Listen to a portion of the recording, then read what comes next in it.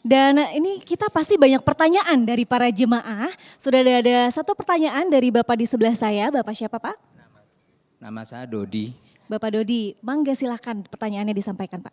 Assalamualaikum warahmatullahi wabarakatuh. Izin bertanya Pak Kiai. Ya. Apakah ada doa khusus atau amalan-amalan khusus dalam memilih pemimpin yang amanah? Yang kedua, mohon diberikan tips atau kiat-kiat khusus agar tidak salah dalam memilih pemimpin. Baik, terima kasih Pak Dodi dan akan dijawab oleh para ustadz kita tapi tidak sekarang, saat lagi pemirsa di segmen berikutnya. Jadi kemana-mana tetap di Damai Indonesiaku. Baik, terima kasih pemirsa, masih bersama kami Damai Indonesiaku yang mengangkat tema yang sangat menarik sekali berkaitan dengan pemimpin dalam pandangan Islam. Alhamdulillah telah terkumpul pertanyaan yang insya Allah kita berharap akan melengkapi tema bahasan kita. Ini memang pembahasan yang sangat panjang, tidak cukup seperti Ustadz Aswan katakan tadi bisa sampai jam 5 sore ya.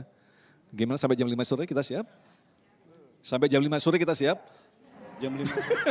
Sekarang gantian saya tanya. Oke, kita ulangi lagi. Jadi apa langkah-langkah dalam memilih pemimpin, Ustadz Aswan? Baik, ini pertanyaan berat sebenarnya.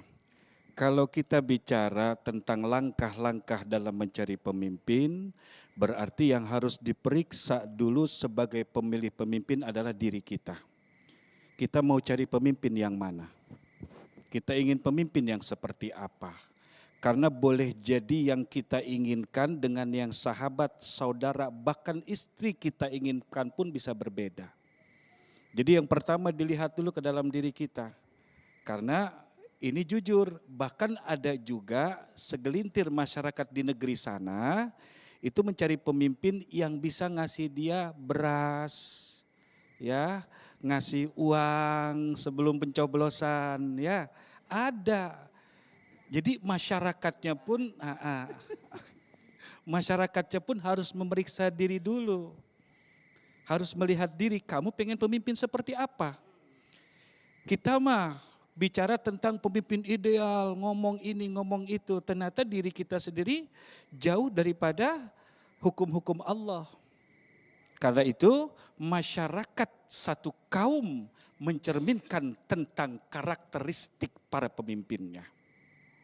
Kita pengen pemimpin yang profesional, maka otomatis kita pun harus menjadi seorang yang berusaha terus profesional. Tetapi okelah kita anggap masih bervariasi di antara para pemilih kita. Namun kalau kita bicara tentang hukum Allah, petunjuk baginda Rasulullah, juga para warasatul anbiya yaitu para alim ulama. Ulama menyarankan kepada kita kalau milih pemimpin otomatis kita pun harus mampu memeriksanya dengan lebih teliti lagi. Ulama mengajarkan kepada kita kalau pengen cari pemimpin yang ikhlas. Nah ini susah, berat ya. Cari pemimpin yang ikhlas. Bagaimana mungkin bisa menjalankan amanah kalau dia tidak ikhlas? Ikhlas itu adalah sesuatu yang sangat dahsyat. Apakah seorang pemimpin mampu ketika ada haters, ada pembenci, dicaci, dimaki, dihina, bahkan dilecehkan pribadinya? Pertanyaannya, mampu nggak dia ikhlas untuk itu? Seorang pemimpin wajib punya karakter seperti itu. Kalau kita melihat sejarah mundur ke belakang, para alim ulama terdahulu, sahabat Rasul Sayyidina Abu Bakar sendiri ketika dalam pemerintahannya terjadi konflik, apalagi Sayyidina Umar. Ya. Kemudian yang kedua, ulama mengajarkan kita carilah pemimpin yang mampu bersabar. Bersabar ini macam-macam, banyak banget. Kemudian yang ketiga kata ulama, carilah pemimpin yang selalu berikhtiar untuk kebaikan bangsa dan negaranya. Yang keempat yang tidak kalah penting yaitu pemimpin yang adil, tidak membeda-bedakan. Bahkan pemimpin ini mampu menyerap aspirasi semua golongan. Nah, sebelum kita lanjutkan ke pertanyaan selanjutnya, Sasa, mungkin Kiai Jujun bisa melengkapi. Tadi pertanyaannya adalah cara-cara, langkah-langkah dalam memilih pemimpin.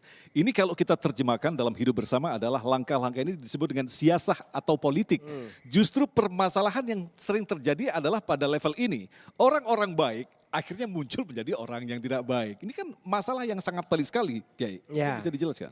Ya itu, makanya apa namanya, godaan kepada kita dalam rangka memilih pemimpin itu dahsyat juga. Yang tadi diutarakan Ustadz Aswan.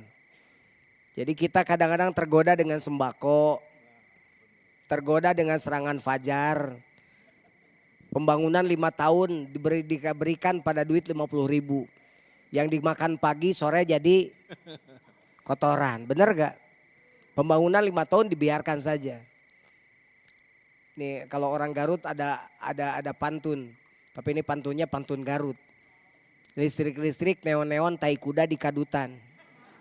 Jal meutik ngajerit teu naon-naon asa beuteung kula ngagendutan.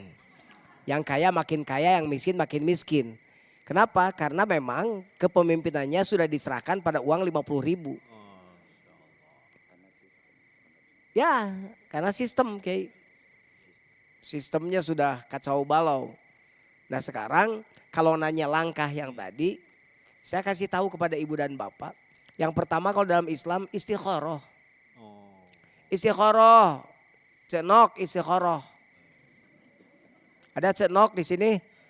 Ya istikharah. Pernah enggak kalau mau milih pemimpin istikharah dulu? Jawab, pernah enggak? Bapak pernah enggak? Ya sudah salah lagi. Namanya juga pilihan. Berarti kan sesuai dengan petunjuk Allah dan Rasulnya. Istikharah.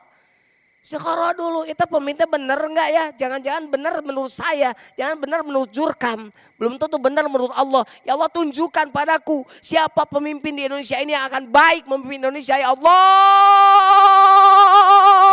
Menjerit maksudnya gitu. Jadi menjerit maksudnya. Ya Allah. Gitu. Baik, Kalau Kiai. mau memberikan petunjuk ya. Intinya menghadirkan Allah dalam apapun yang kita Iya, baik. termasuk Terima dalam kasih, memilih Kiai. pemimpin. Sasa, silakan.